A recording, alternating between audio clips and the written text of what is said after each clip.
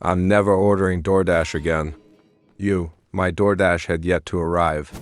The estimated delivery time was an hour ago, and I'd been sitting on my leather couch, wearing a bib and holding a fork and knife, for so long now that the cushions were starting to swallow me. I could feel them salivating. Though, to be fair, I guess that might have been my back and ass sweat. Come on. My mind and body teamed up to complain. With good reason. Where the hell was my food? The foldable table in front of me looked naked without it. This was getting ridiculous. I literally ordered from a fast food restaurant just down the street.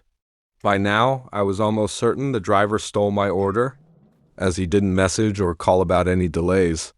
I swear, people nowadays, why, of all people, did he choose to steal from me? Is their pay really that bad?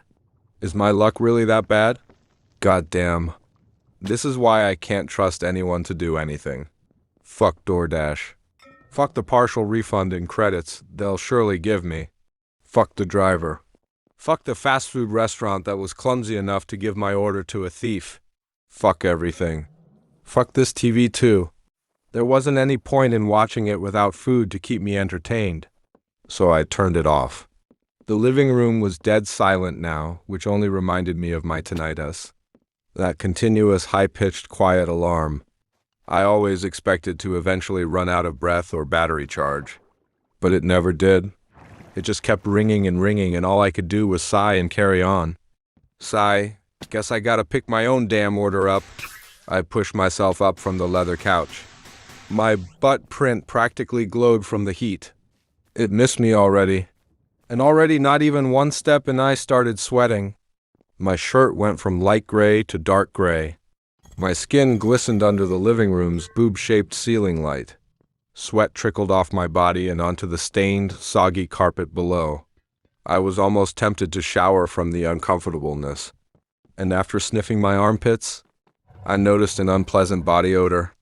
But I'd only be wasting time, as advised by my growling stomach. Also, the restaurant closed at 12 and it was 11:30. So I sprayed myself with Axe Body spray and started to waddle towards the front door carpet, squelching like mud. Floorboards creaking and crying under my weight. The mountains of greasy pizza. Boxes and dirty plates all over my living room wobbled and threatened to tip over. Decor on the popcorn walls rattled. More sweat poured. By the time I reached the front door, I looked as if I had stepped in the shower fully clothed. I couldn't go outside like this. I couldn't go outside even if I wanted to. My breaths were labored. My legs burned. One more step, and I'd surely pass out.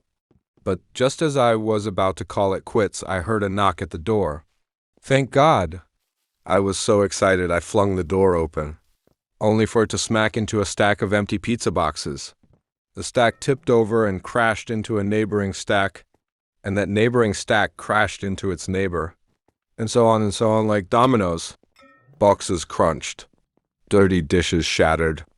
Empty Mountain Dew cans clanged. The smell of rotten food radiated throughout the living room. I heard a gasp from behind me, and turning around, I realized it was my delivery driver. He had witnessed all of this unfold. I was so full of shame I dived into the disarray of boxes, like a kid jumping into a leaf pile. After some minutes had passed, I pushed my head up to the surface like a periscope and looked at the front door. My DoorDash driver, his eyes melted.